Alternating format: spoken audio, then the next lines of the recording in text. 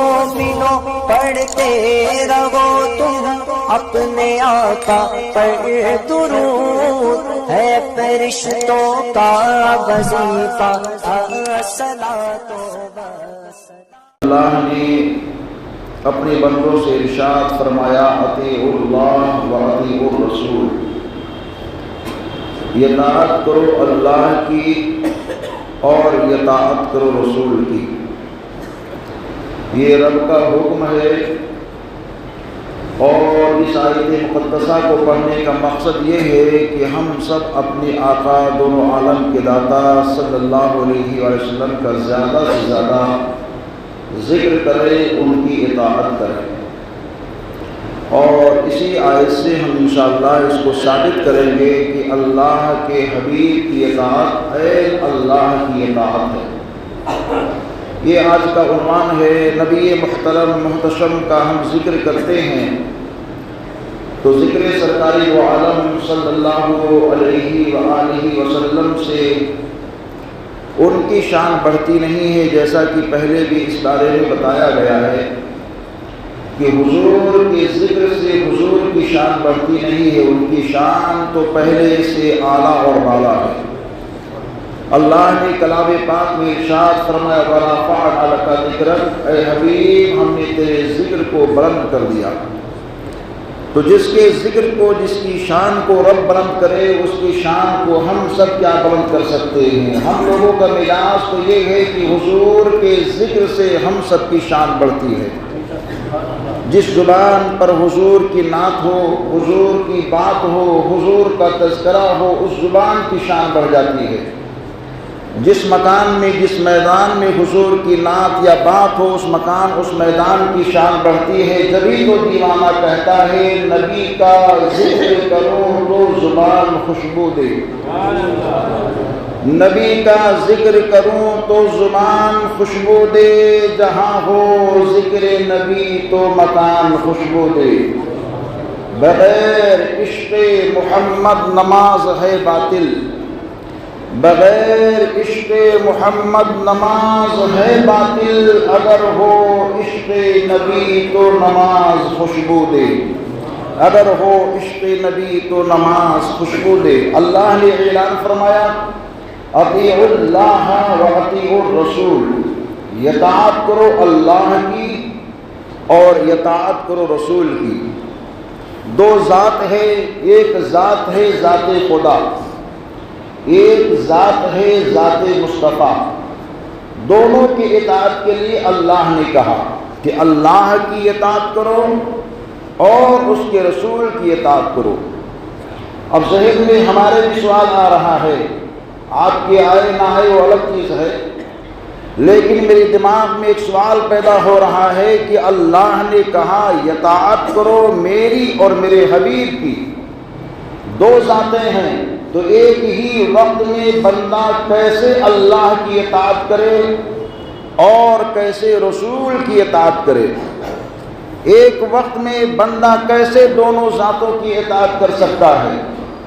تو اب اس کا جواب ہم کسی اور کتاب سے نہیں، قرآن سے پوچھتے۔ اے قرآن تو بتا، رب کہہ رہا ہے کہ اطاعت کرو میری، اطاعت کرو میرے حبیب کی۔ اگر ہم اللہ کی اطاعت کرتے ہیں تو رب کی اطاعت ہوگی، مصطفیٰ کی اطاعت نہ ہو پائے گی۔ نبی کی اطاعت کرتے ہیں تو ایک ہی ذات کی اطاعت ہو رہی ہے، ایک ہی ذات کی اطاعت ظاہری طور پر چھوٹتی جا رہی ہے۔ تو اے قرآن تو رہنمائی فرما، ہم کس کی اطاعت کریں کہ جس کی اطاعت سے دونوں کی اطاعت ہو جائے؟ تو قرآن کہتا ہے من یطع الرسول فقد اطاع اللہ، جس نے رسول کی اطاعت کی تحقیق کی اس نے اللہ کی اطاعت کر لی۔ یہ قرآن نے اعتراض کا جواب دے دیا، اے اللہ کے بندو معمہ میں رہنے کی ضرورت نہیں ہے، پریشان ہونے کی ضرورت نہیں ہے۔ جس نے بھی اللہ کے رسول کی اطاعت کر لی، تحقیق کی اس نے اللہ کی اطاعت کر لی۔ اور اطاعت کے معنی کیا ہوتے ہیں؟ اطاعت کے معنی ہوتے ہیں فرما برداری کے، اطاعت کے معنی ہیں حکم ماننے کے، یہ اطاعت کے معنی یہ ہوتے ہیں اس کی مرضی کے مطابق کام کرنے کے۔ اللہ نے اطیعوا اللہ و اطیعوا الرسول فرمایا، لیکن اس میں کہیں ذکر نہیں ہے کہ کون کون اطاعت کرے، اور جو اللہ کے رسول کی اطاعت کرتا ہے تحقیق کہ وہ اللہ کی اطاعت کرتا ہے۔ رب نے 18,000 مخلوقات کو پیدا فرمایا، زمین بھی اللہ کی مخلوق، آسمان بھی اللہ کا مخلوق، چاند بھی اللہ کے مخلوقات میں، سورج بھی رب کی مخلوقات میں، برگ و بر بھی اللہ کے مخلوقات میں، شجر و حجر بھی اللہ کے مخلوقات میں۔ تو آخر کیا یہ ساری چیزیں رسول پاک کی اطاعت کرتی ہیں؟ تو ہاں، اس کا جواب ہوگا دیوانوں مصطفیٰ کے فدائیوں کہ ہاں، ساری چیزیں حضور کی اطاعت کرتی ہیں۔ یہ زمین ہے مصطفیٰ کی اطاعت کرتی ہے، یہ آسمان ہے مصطفیٰ کی اطاعت کرتا ہے، یہ چاند ہے مصطفیٰ کی اطاعت کرتا ہے، یہ سورج ہے مصطفیٰ کی اطاعت کرتا ہے، یہ چمن ہے مصطفیٰ کی اطاعت کرتا ہے، یہ گگن ہے مصطفیٰ کی اطاعت کرتا ہے، یہ جانور ہیں مصطفیٰ کی اطاعت کرتے ہیں، برگ و بر ہیں مصطفیٰ کی اطاعت کرتے ہیں۔ اگر الفاظ کی دنیا میں میں اس تعلق سے باتیں کرتا رہوں تو بہت سارا وقت لگ سکتا ہے، لیکن یہ زمین کیسے اطاعت کرتی ہے؟ آؤ واقعات کی روشنی میں دیکھتے ہیں۔ ہجرت کی رات ہے، حضرت ابو بکر کا ساتھ ہے، مدینے کے سلطان جا رہے ہیں، مکے کے لوگوں نے کہہ دیا ہے مکی شہزادے کو گرفتار کرو، عبداللہ کے در یتیم کو گرفتار کرو، آمنہ کے بیٹے کو وطن سے دور جانے مت دو، انعام کا اعلان ہو گیا ہے، اتنے مال دیے جائیں گے، اتنے 100 اونٹ دیے جائیں گے۔ سارے لوگ تباہ آزمائی کر رہے ہیں، اگر ہم نے مکی عبداللہ کے بیٹے کو گرفتار کر لیا تو ہمیں اتنا مال ملے گا، اتنی دولت ملے گی، اتنا خزانہ ملے گا۔ انعام کی لالچ میں بہت سارے لوگ آگے بڑھے، اور انہی بڑھنے والوں میں سراقہ بھی آگے بڑھتے ہیں، ان کے ہاتھ میں کمندے ہیں، رسی کی فندیاں ہیں، اور جب لے کر کے آگے بڑھے 2 ذاتوں کو جاتے ہوئے دیکھا۔ ایک ذات ہے نبی محترم محتشم کی، ایک ذات ہے ابو بکر صدیق کی۔ پیارے ابو بکر کبھی حضور سے آگے ہیں، پیارے ابو بکر کبھی حضور کے پیچھے چلتے ہیں، کبھی ابو بکر دائیں بائیں چل رہے ہیں۔ اس خیال میں نبی محترم نے کہا، ابو بکر کبھی آگے تم ہوتے ہو، کبھی پیچھے تم ہوتے ہو، کبھی دائیں تم ہوتے ہو، کبھی بائیں تم ہوتے ہو، اس کی وجہ کیا ہے؟ تو ابو بکر کا عشق کہتا ہے، آقا یہ دشمن کے تعاقب کی رات ہے، دشمن ہمارا پیچھا کر رہا ہے، آگے میں اس وجہ سے چلتا ہوں تاکہ دشمن کا حملہ ہو تو پہلے غلام کے اوپر ہو۔ دائیں بائیں اور پیچھے چلنے میں بھی یہی حکمت ہے۔ یہاں تک کہ حضرت ابو بکر نے پیچھے دیکھا، آنے والا بڑی برق رفتاری کے ساتھ گھوڑے پر بیٹھ کر کے بڑی تیزی کے ساتھ آ رہا ہے، اور کمندے ڈال کر کے حضور کو گرفتار کرنا چاہتا ہے۔ جیسے ہی کمندوں کو پھینکا، ابو بکر نے کہا، آقا دشمن پیچھے آ رہا ہے، تو میرے مصطفیٰ ارشاد فرماتے ہیں، اے زمین سراقہ کے گھوڑے کے پیر کو پکڑ لے۔ آمنہ کے لال کا حکم تھا، اب زمین اطاعت کر رہی ہے، زمین مصطفیٰ کا حکم مان رہی ہے۔ فوراً زمین نے نبی محترم کے کہنے کے مطابق سراقہ کے گھوڑے کے پیروں کو جکڑ لیا، سراقہ آگے بڑھنا پڑایا، پھر بولتا ہے، الامان الامان یا رسول اللہ، اے مدینے کے سلطان امان دے دو۔ آمنہ کے لال نے کہا زمین چھوڑ دے، فوراً زمین نے چھوڑ دیا۔ سراقہ کے دماغ میں آیا شاید ریتیلی زمین ہوگی، کنکریلی زمین ہے، اس وجہ سے میرے گھوڑوں کے پیر کو زمین نے جکڑ لیا تھا، لاؤ واپس تباہ آزمائی کرتا ہوں۔ پھر کمندوں کو پھینکا۔ آمنہ کے لال نے جیسے ہی ایسے حال میں اس کو دیکھا، گھوڑے کو حکم دے دیا، اے زمین کو حکم دے دیا، اے زمین سراقہ کے گھوڑے کو پکڑ لے۔ اتنا کہنا ہوتا ہے، پھر زمین حضور کا حکم مان کر کے سراقہ کے گھوڑے کے پیر کو پکڑ لیتی ہے، اور وہ گھوڑا آگے بڑھ نہیں پاتا ہے۔ آخر میں اس نے امان مانگی، تو آمنہ کے لال کہتے ہیں اے سراقہ تو مال کے لالچ میں آیا ہوا ہے، سن لے تو میرا تعاقب کیا ہے، میرا پیچھا کیا ہے، جس بھی نیت سے تو نے کیا، لیکن انعام میرے بارگاہ سے تجھ کو یہ مل رہا ہے کہ میں تیرے ہاتھ میں کسریٰ کے کنگن کو دیکھ رہا ہوں۔ یہ کسریٰ کا کنگن کون ہے؟ بہت قیمتی کنگن ہے جو سونے سے مزین تھا۔ جب دور فاروقی آتا ہے تو حضرت عمر فاروق کے دور میں وہ کنگن سراقہ کے ہاتھ میں آیا۔ جب سراقہ اسلام قبول کر لیے اور بیمار بہت شدید ہوئے تو بیماری کی حالت میں لوگوں نے حال چال پوچھا اور کہا اے سراقہ اب آخری لمحہ ہے، آخری دن ہے، کچھ تو وصیت کر دو۔ تو سراقہ کہتے ہیں نبی کے صحابی جو بعد میں ایمان لائے تھے، اے لوگوں ابھی تک میرے ہاتھ میں کسریٰ کا کنگن نہیں آیا ہے اور اس وقت تک میں مر نہیں سکتا ہوں جب تک کہ میرے ہاتھ میں کسریٰ کا کنگن نہیں آ جائے گا، کیونکہ آمنہ کے لال نے بشارت دی ہے۔ حضرات اس پر زیادہ گفتگو نہ کر کے میں دوسرے واقعے کی جانب آنا چاہتا ہوں کہ زمین نے ہمارے حضور کے حکم کو مانا ہے۔ اب چاند کو دیکھتے ہیں، یہ چاند کیا مصطفیٰ کے حکم کو مانتا ہے، مصطفیٰ کی اطاعت کرتا ہے؟ تو آپ سب لوگوں نے بارہا سنا ہے علماء سے، خطابات میں، کتابوں میں بھی کچھ لوگوں نے پڑھا ہے کہ جب کفار مکہ نبی کی بارگاہ میں حاضر ہوتے ہیں اور خصوصیت کے ساتھ ابو جہل یہ کہتا ہے اے میرے بھتیجے میں نے دیکھ لیا زمین پر تمہارا حکم چلتا ہے، زمین کی ساری چیزیں تمہاری باتوں کو مانتی ہیں، اگر تم زمین پر کھڑے ہو کر کے چاند کو دو حصے کر دو تو میں جانوں۔ تو آمنہ کے لال کھڑے ہو کر کے چاند کی جانب اشارہ فرماتے ہیں۔ تو حدیث کے اندر روایت موجود ہے کہ آمنہ کے لال نے جس انداز سے اشارہ فرمایا چاند دو حصے ہو گیا، ایک اس جانب گرتا ہے اور ایک دوسری جانب گرتا ہے، دیکھ کر کے حیران ہو گیا اور اس کے بعد میں کہا اب چاند کو جوڑو۔ تو آمنہ کے لال نے چاند کو جوڑ بھی دیا ہے۔ حضرات دیکھیے چاند ہے کہ جو نبی محترم کے حکم کو مانتا ہے، اور یہ سورج جو ہمارے اور آپ کی شعاؤں کے لیے پیدا کیا گیا ہے، کیا یہ سورج بھی نبی کے حکم کو مانتا ہے؟ تو آؤ دیکھتے ہیں، واقعات کی سطح پر چلتے ہیں۔ مقام صحابہ ہے، سیدنا علی مرتضیٰ کی ذات ہے، جنگ سے واپسی ہو رہی ہے، دشمنوں کا خطرہ ہے، آمنہ کے لال نے نماز عصر کو پڑھ لی ہے اور حکم بھی یہی ہے جب دشمنوں کا خطرہ ہو اور دو لوگ ساتھ میں ہوں تو ایک پہلے عبادت کر لے اور ایک اپنے بھائی کی رکھوالی کرے، نگرانی کرے۔ اسی جہت سے حضرت علی نبی محترم کے لیے ظاہری طور پر دشمن کو دیکھتے جا رہے ہیں۔ ہم سب کے حضور نے نماز کو پڑھ لی، نماز پڑھنے کے بعد میں سرکار ارشاد فرماتے ہیں اے علی میں تھوڑے دیر کے لیے آرام کرنا چاہتا ہوں۔ علی نے اپنے زانوں کو پیش کر دیا ہے، یہ نبیوں کے نبی ہیں، کون ہمت ہے جو ان سے یہ کہے آقا میں نے ابھی نماز نہ پڑھی ہے؟ وہ جانتے ہیں یہ حاکم شریعت ہے، یہ نفاذ شریعت کے حاکم ہیں، یہی قانون شریعت کو لانے والے ہیں۔